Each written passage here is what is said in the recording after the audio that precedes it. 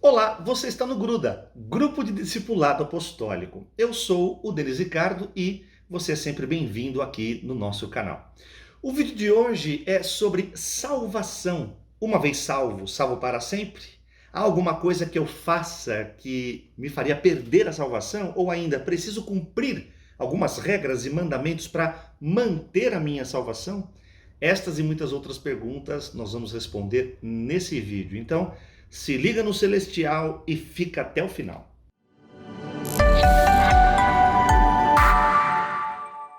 Se você ainda não é inscrito no nosso canal, por favor, clique no botão vermelho e faça sua inscrição, tá bom? Para você fazer parte desse grupo bendito. Deixe seu like, seu comentário pra gente, porque ajuda e muito o nosso conteúdo aqui a ter relevância na plataforma. Te agradeço demais por essa ajuda e que Deus te abençoe em tudo. Vamos para o assunto. Salvação, afinal, se perde ou não se perde? Uma vez salvo, salvo para sempre? A Bíblia tem resposta para isso. Vamos para o nosso primeiro texto, Evangelho de João, no capítulo 10, versículo 28 e 29. As minhas ovelhas ouvem a minha voz, eu as conheço e elas me seguem. Eu lhes dou a vida eterna, jamais perecerão e ninguém as arrebatará da minha mão. Aquilo que meu Pai me deu é maior do que tudo, e da mão do Pai ninguém pode arrebatar. Esse texto aponta a convicção que o Senhor Jesus demonstrou quando ele falava das suas ovelhas. Ele as conhecia, elas ouviam sua voz, ele deu a elas vida eterna, elas jamais pereceriam e ninguém poderia arrancar estas ovelhas das mãos dele. Eu entendo então que essas afirmações de Jesus só confirmam uma salvação determinante e definitiva. Quem seria maior do que o nosso Salvador para nos tirar a vida eterna que só ele pode dar? Não faz sentido. Quem teria maior poder capaz de nos roubar das mãos dele? Outro texto ainda no Evangelho de João, no capítulo 5 e no versículo 24. Em verdade vos digo, quem ouve a minha palavra e crê naquele que me enviou, tem a vida eterna, não entra em juízo, mas passou da morte para a vida. Mais uma vez aqui, Jesus está declarando que quem ouve e crê tem a vida eterna e está livre da condenação e não entra em juízo. Quer dizer, uma pessoa resgatada por ele e que confia nessa verdade está completamente perdoada e pronta para viver para sempre com ele. Foi Jesus que disse. Veja Romanos agora 5, do 10 ao 11. Porque se nós, quando inimigos, fomos reconciliados com Deus mediante a morte do seu Filho, muito mais estando já reconciliados, seremos salvos pela sua vida.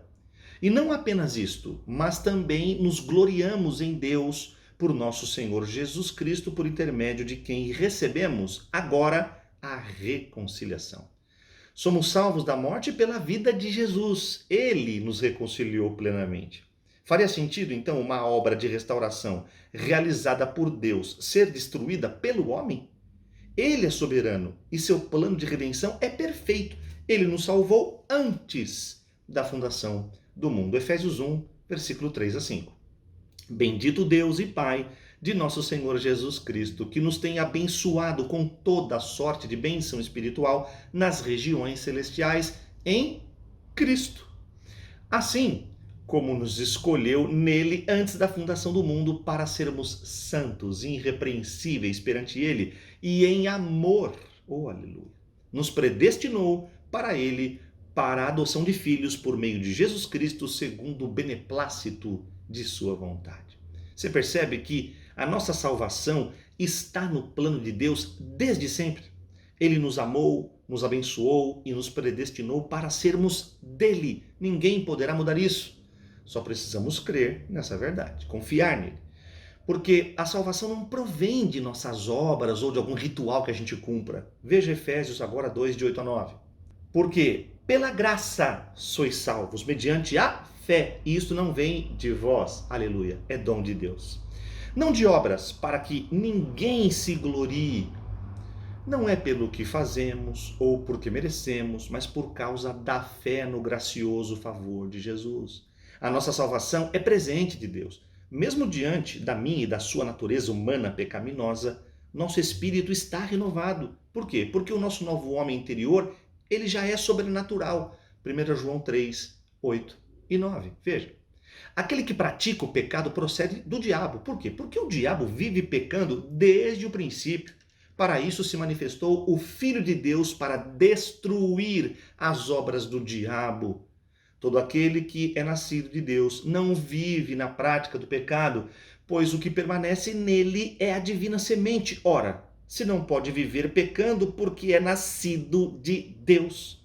Jesus destruiu as obras do diabo. Todo engano está encravado na cruz. Toda prática que te levava para o inferno, Jesus já aniquilou. Agora, pelo fato de você ser salvo, não te impede de eventualmente você pecar. Porque enquanto a gente vive aqui, a gente continua lutando para mortificar a nossa carne. O importante é a sua e a minha postura verdadeira diante do pecado. Confessar, crer no perdão e na purificação eterna do Senhor Jesus. 1 João 1, 8 e 9. Veja, se dissermos que não temos pecado nenhum, a nós mesmos nos enganamos e a verdade não está em nós. Se confessarmos os nossos pecados, Ele é fiel e justo para nos perdoar os pecados e nos purificar de toda a injustiça. A fidelidade e a justiça de Jesus te garante salvação. Ainda na 1 de João 2, de 1 a 2 agora. Filhinhos meus, estas coisas vos escrevo para que não pequeis. Se todavia alguém pecar, temos um advogado junto ao Pai, Jesus Cristo justo. Oh, aleluia! E ele é a propiciação pelos nossos pecados, e não somente pelos nossos próprios, mas ainda pelos do mundo inteiro. Os que são alvo da salvação de Jesus jamais perderão aquilo que receberam dele. O justo advogado ganhou todas as nossas causas e o justo juiz nos inocentou de todas as sentenças. Imagina uma situação, olha só, que embaraçosa e até contraditória. Vê se você entende. Pequei hoje de manhã. Perdi a salvação. Aí Deus vai lá e apaga o seu nome no livro da vida pela manhã. Mas aí eu me conserto de tarde, aí Deus vai lá e escreve de novo meu nome no livro da vida. Se fosse assim, meus amados, a salvação estaria nas minhas mãos, nas suas mãos. Isso nos faria auto-salvar, salvíficos. Você se salvaria. A outra verdade bendita e maravilhosa em Apocalipse 17, no versículo 8, na parte B do versículo, diz que os nomes também dos salvos já estão escritos lá desde a fundação do mundo. Deus escreveu, está escrito. Jesus salvou, está salvo. Pelo menos é o que eu entendo. Mas e aqueles, ô bispo, que se desviaram, aqueles que apostataram da fé, perderam a salvação? Ninguém pode perder o que nunca teve, meu amado. Infelizmente, essas pessoas são aquelas pessoas que tiveram apenas uma experiência, um contato emocional com a fé, um interesse intelectual com a igreja, uma crença natural, limitada em Jesus, mas não tinham nascido de novo, não creram no Salvador de todo o coração. Que a sua fé em Jesus seja verdadeira, que a sua confiança em seu sacrifício de amor seja pleno, porque se for assim, a salvação que Ele te deu é para todo sempre. Não fique sozinho. Gruda.